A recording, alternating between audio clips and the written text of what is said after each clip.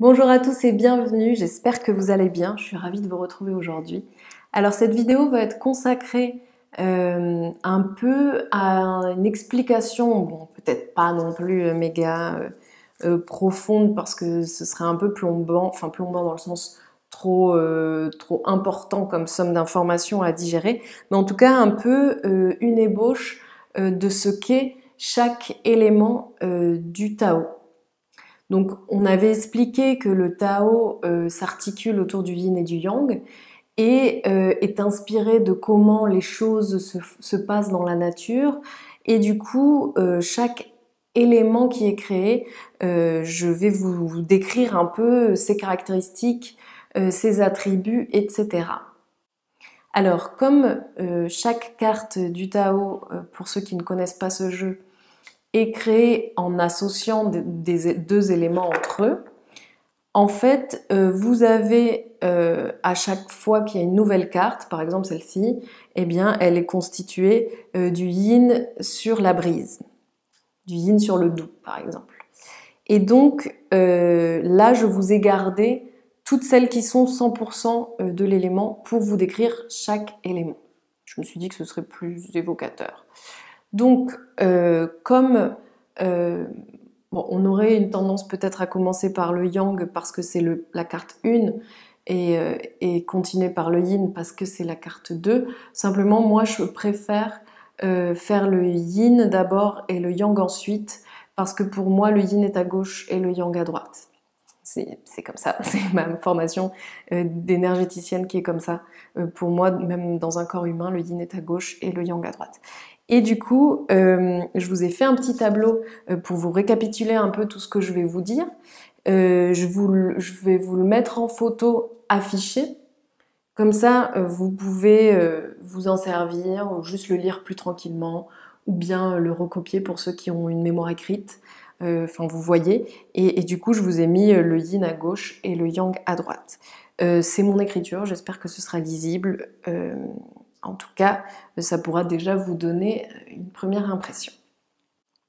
Donc on va commencer tout de suite avec le yin. Donc le yin, c'est la carte 2 de l'oracle du Tao et on l'appelle le réceptif.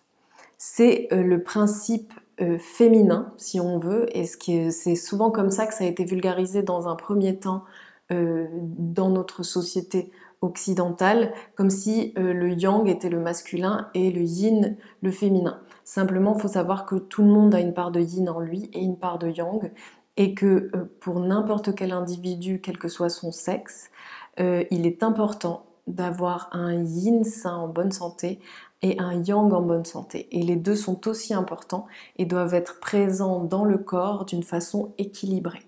Dans le corps, dans l'énergie, dans l'esprit, etc. Et du coup, essayer de ne pas fermer le sens du yin en le cantonnant au féminin. Il y a des hommes qui vont être très yin et des femmes qui vont être très yang.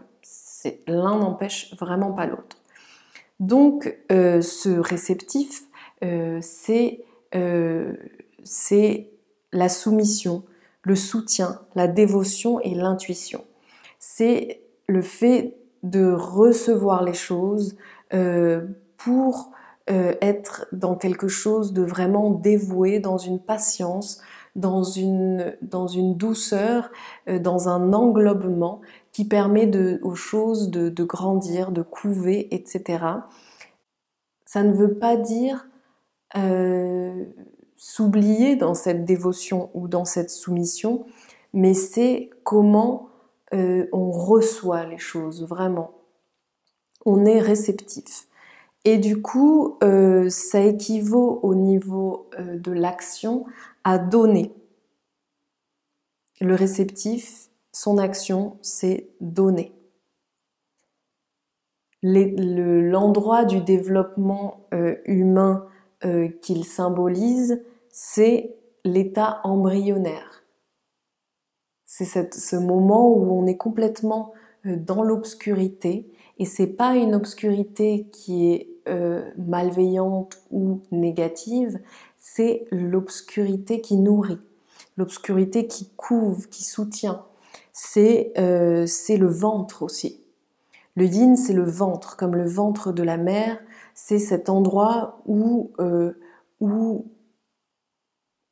on prend soin des choses, où c'est l'intimité de ce qu'on porte en nous. C'est cette intuition aussi. Et du coup, au niveau des saisons, ça va équivaloir pour les taoïstes au début de l'automne. Alors ça, c'est aussi quelque chose qui est assez pratique au niveau de la philosophie taoïste et du coup de l'oracle du Tao, c'est que pour ceux à qui ça parle le mieux, eh ben, c'est assez pratique de penser aux saisons. Donc c'est quand on est dans le début de l'automne, l'énergie dans laquelle on est au début de l'automne qui va être le plus représentatif de cette énergie du réceptif. Donc, vous n'êtes pas obligé de tout retenir, hein, mais c'est pour que vous commenciez à avoir un peu une impression de qui sont chaque élément. Et quand vous aurez un peu cette appréhension de chacun d'entre eux, quand vous les verrez se présenter sur une carte, vous saurez un peu qu'est-ce qu'ils amènent dans la carte. Ensuite, du coup, on a le yang, qui est donc ici dans le Tao le créateur, donc qui est un principe bien plus actif, qui va être de l'ordre de la création, de l'inspiration, de la créativité, qui va être du coup, si le yin était la mère, lui il est le père, donc vous voyez la mère reçoit, elle prend sous son aile, elle englobe, et le père, il agit, il crée, il construit, il va à l'extérieur, vous voyez, et du coup il est plus en lumière. Le yin est là caractérisé par du noir, le yang par du blanc. Et du coup, le yang, ça va être le créateur, l'autorité aussi, la force, le pouvoir, l'inspiration. Son action, ça va être d'habiter le monde. L'endroit du développement où il va être, ça va être la transformation, la mort. Il est plutôt caractéristique du début de l'hiver. Du coup, avec ce côté aussi mort et transformation.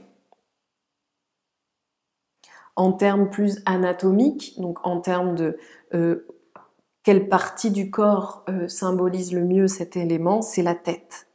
Donc c'est là que naît l'inspiration, la créativité, etc. Et on a comme élément le métal, qui du coup, de toute façon, le métal est très lié dans la médecine chinoise à l'automne. Donc là, c'est le début de l'hiver, donc ça se retrouve.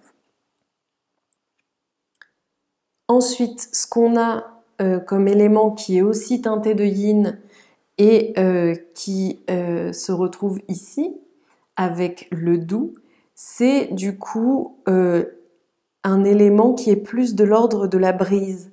Vous voyez comme ces moments où c'est pas forcément qu'il y a un gros, que quand vous regardez le paysage, vous voyez un gros vent très fort, non. C'est plus ces petites brises légères qu'on perçoit peut-être pas au premier coup d'œil, mais qui en réalité déplacent tous les éléments du décor. Donc on est dans ça quand on est dans le doux, c'est cette pénétration subtile, donc cette influence sur les choses, mais très fluide et naturelle. C'est vraiment une énergie qui est non violente, qui est très modérée et qui va pourtant pouvoir disperser les choses au sens de les refaire circuler de la juste façon. Et du coup, son action au doux, c'est de pénétrer. Donc là, il ne faut pas imaginer une pénétration de brut, mais plus une pénétration subtile. Et d'ailleurs, vous voyez, quand il y a un petit air, que vous sortez dehors et qu'il y a un petit air, il n'empêche que ça pénètre les habits en général. Donc c'est un peu ce côté-là, la pénétration comme ça. Ensuite, ce que ça va venir nous montrer comme état du développement humain, ça va être plus l'adulte. Il faut une certaine maturité pour être dans le doux.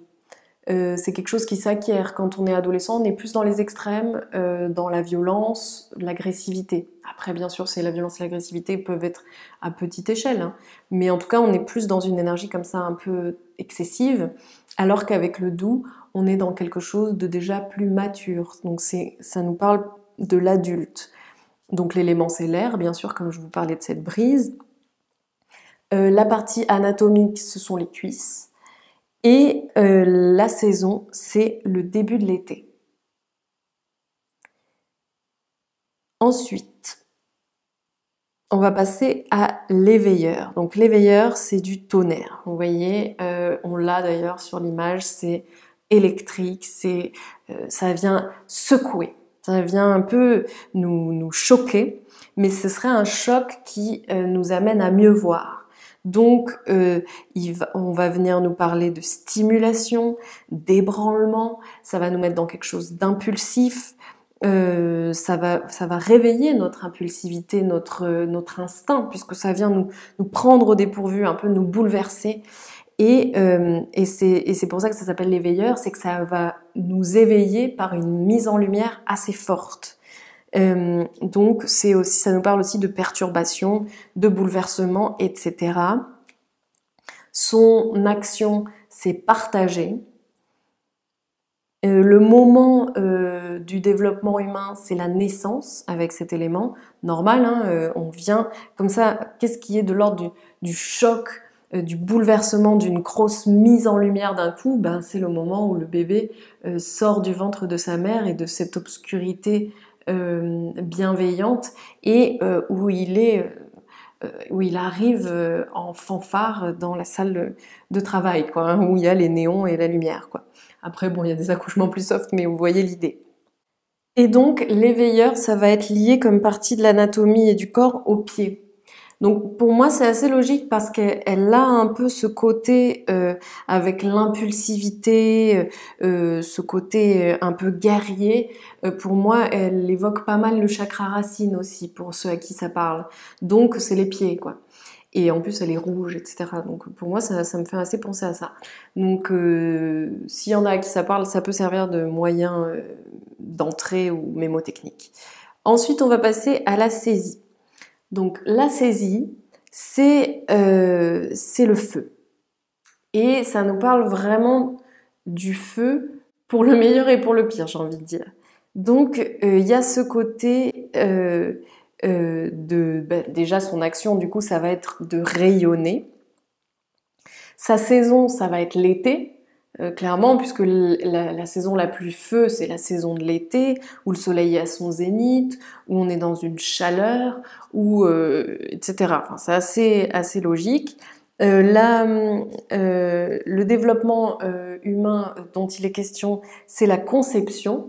En plus, on le voit bien parce que, comme Madheva Padma a mis des petits... son symbole du feu, c'est des petits spermatozoïdes. Donc ça nous fait vraiment cet effet c'est le moment où on conçoit quoi l'être humain. Donc ça va nous parler d'éveil, de clarification, de communication, d'intelligence, et l'endroit du corps dont ça va nous parler, ce sont les yeux. Et ça nous parle des yeux parce que la saisie, c'est une carte aussi de mise en lumière. Alors, moi, ça me fait penser aussi un peu à l'éveilleur, le côté mise en lumière, elles ont ça en commun, mais c'est dans une énergie très différente. Donc, l'éveilleur, ça va être comme un coup de tonnerre d'éclair qui vient éclairer la pièce d'une façon super vive et où d'un coup, vous allez voir ce qui vous entoure totalement différemment d'avant. Donc ça va être le côté lumière du tonnerre et de l'éveilleur. Alors que pour la saisie, ça va être vraiment le feu, la flamme, et ça va pas être tant de l'ordre de l'éclairage, mais plus de l'ordre de la passion, la fascination, vous voyez. D'un coup, ça va être une carte qui vient nous poser la question, c'est un élément, le feu, qui vient nous interroger sur nos passions dévorantes, sur ce qui peut nous amener vers l'illusion aussi, tellement on est obnubilé par ce qui brille. Et du coup, elle a un côté plutôt de l'ordre du brasier. ça va être aussi une invitation à faire attention à ce feu et à ne pas se brûler les ailes comme un papillon de nuit, mais à être quand même maître de ce qui se passe, ne pas se laisser aller, quoi. Donc ça, c'est pour le feu et la saisie. Ensuite, du côté du yang, on a l'abysse. Donc l'abysse, c'est de l'eau, hein, comme on le voit sur la carte. C'est même des eaux profondes. Vous voyez comme un peu les moments où il n'y a pas beaucoup de lumière, mais l'eau est assez sombre et en dessous on voit quand même les rochers un peu qui tombent en profondeur comme ça et ça nous donne une impression un peu de vertige, d'être face à l'eau comme si on pendait au-dessus du ciel. Vous voyez un peu cette espèce de vertige de l'eau, le côté abyssal.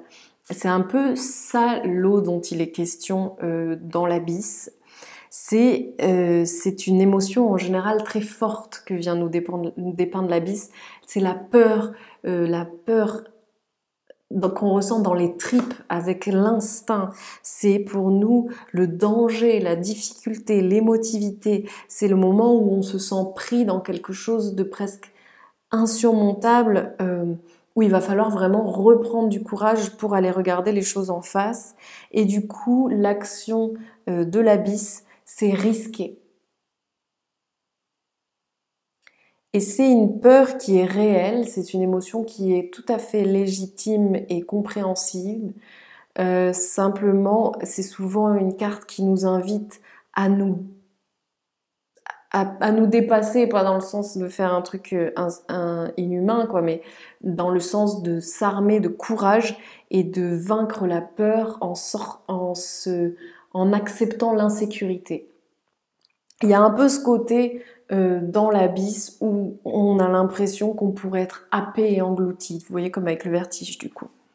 Et du coup, l'abysse, comme développement, comme phase du développement humain, ça va nous parler de l'état fœtal, de quand on est un fœtus, quoi. Cette espèce de, c'est quand même le moment où un peu on a risqué de vivre, quoi. Il y a un peu un côté comme ça où la vie est à la fois très forte et à la fois tient à peu de choses. Il y a un peu cette confrontation aux conditions hasardeuses et aux choses imprévisibles. Du coup, la partie du corps qui est liée à l'abysse, ce sont les oreilles. Et la saison, c'est l'hiver. Ah, vous me direz, ça se comprend bien. On ressent, hein, quand on regarde quand même cette carte, l'aspect fraîcheur un peu enfin comme si les choses s'obscurcissaient d'un coup et que vous voyez un peu comme ces jours où il fait super moche et d'un coup on se demande s'il fait jour. C'est un peu ça, l'abysse. Il y a un côté comme ça. Donc voilà pour l'abysse. Donc c'est pour ça aussi que c'est risqué. Ensuite, qu'est-ce qu'on a en yin? On a le joyeux. Alors là, c'est le lac. Donc 100% lac. C'est une énergie assez spontanée, légère, fraîche. C'est pour ça d'ailleurs que c'est relié à la jeunesse. Il y a ce côté franche communication, plaisir, sexualité, expressivité. C'est vraiment l'ouverture, le joyeux. Quand on est dans cette énergie du joyeux, on peut vraiment être dans une vanne ouverte d'énergie positive qui vient vraiment contaminer notre entourage. On est plein de bienveillance, de bonne volonté. On exprime qui on est d'une façon assez simple et spontanée. Il y a vraiment ça dans le joyeux. C'est cette énergie comme ça et on le voit d'ailleurs avec les libellules, le côté un peu bucolique, léger, joyeux, le côté de l'ordre du ravissement. Et du coup, c'est pour ça que l'action du joyeux, c'est ouvrir. On est dans l'ouverture là. C'est comme la jeunesse, hein, c'est un peu le moment où on sort où on commence à un peu quitter le nid des parents et de l'enfance et on s'ouvre au monde. On y arrive souvent dans une grande ouverture et une grande sincérité. Donc l'élément qui va être lié à ça, c'est la chair. Voilà. Et la partie anatomique, c'est la bouche. Normal, hein, ça peut être vraiment un symbole de jeunesse aussi, la bouche. En tout cas, moi, ça me parle. Vous voyez, chacun ce que ça vous dit. N'hésitez pas à m'en parler en commentaire. Et la saison qui va être liée à ça, c'est l'automne. Donc, ça, c'est pour le joyeux. Et du coup, là, on a fait les 4 qui étaient de l'ordre du yin. Ça, c'est les 4 éléments qui sont de l'ordre du yin. Donc, je vous les redis pour que vous ayez les choses un peu claires en tête. Donc, on a le réceptif qui est le yin, on a le doux qui est l'air, on a la saisie qui est le feu, et on a le joyeux qui est le lac et du coup la chair, la jeunesse, etc. Pour l'instant, ça va? On passe au yang maintenant. Dernière carte du yang, donc. La dernière carte du yang, c'est l'immobilisation. C'est la montagne. Et du coup, son élément, c'est la pierre. C'est ce côté assis. On ne peut pas être plus assis, immuable, enraciné, ancré qu'une montagne.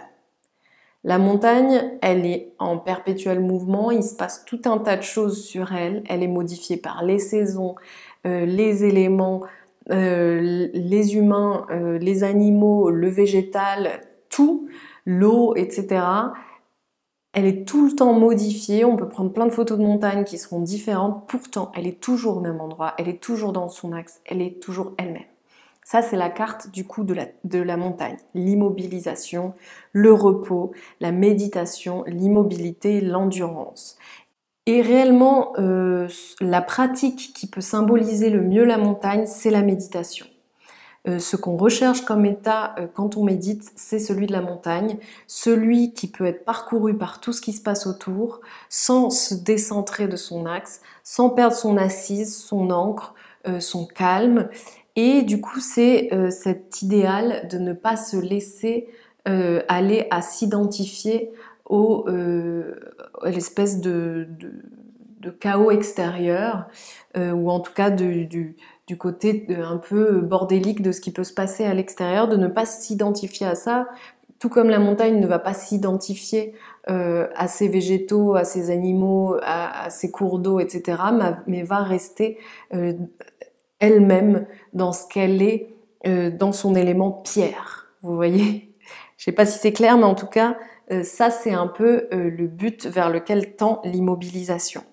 L'immobilisation, c'est vraiment le repos, la méditation.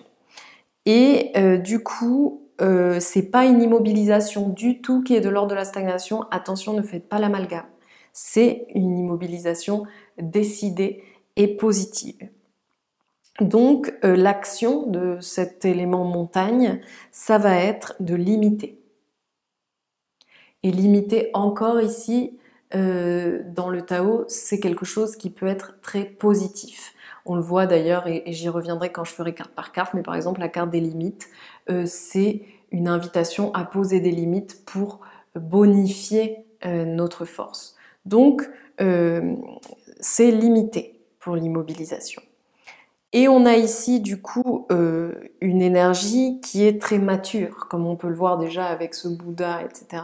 Mais aussi la sagesse d'une montagne, on ressent une énergie qui est de l'ordre de la maturité. Donc dans le développement d'un humain, ça correspond à cette maturité, donc à un âge un peu avancé. L'endroit du corps qui est lié à cet élément, ce sont les mains. Et la saison en question, c'est le début du printemps. Voilà donc pour les 8 éléments. Donc je rappelle d'abord les yang comme j'avais rappelé les yin. Donc on a le yang, donc le créateur. On a la foudre, le tonnerre, les éclairs avec l'éveilleur. On a l'eau profonde, l'eau avec l'abysse. Et on a la montagne avec l'immobilisation. Donc ça va être vraiment les 8 éléments qui vont se superposer les uns aux autres et créer les 64 cartes de l'oracle du Tao. Selon si un élément est dessus ou dessous dans les juxtapositions d'éléments comme on va les voir sur les cartes, ça va créer des choses différentes en termes d'énergie et de figures et donc de cartes. Mais là, c'était vraiment pour que vous ayez la base, comme ça, vous savez un peu à partir de quels outils sont créées les différentes cartes. Et ensuite, je vais faire une vidéo par carte pour qu'on voit plus en détail. Et du coup, on reverra ces cartes-là aussi. Mais en tout cas, là, c'était d'un point de vue plutôt de l'élément pour que vous sachiez quels sont du coup tous ces petits pictogrammes, trigrammes et ici... là avec les cercles avec les couleurs. Voilà, j'espère que ça vous a plu. Je vais vous mettre le tableau affiché à la fin de la vidéo pour que vous puissiez la voir. N'hésitez pas à commenter en me posant des questions, s'il y a des questions qui vous viennent et que je peux peut-être y répondre dans d'autres vidéos. En tout cas, ça m'a fait super plaisir de faire cette vidéo avec vous. Je vous remercie d'avoir regardé jusqu'au bout et je vous souhaite vraiment le meilleur. À bientôt.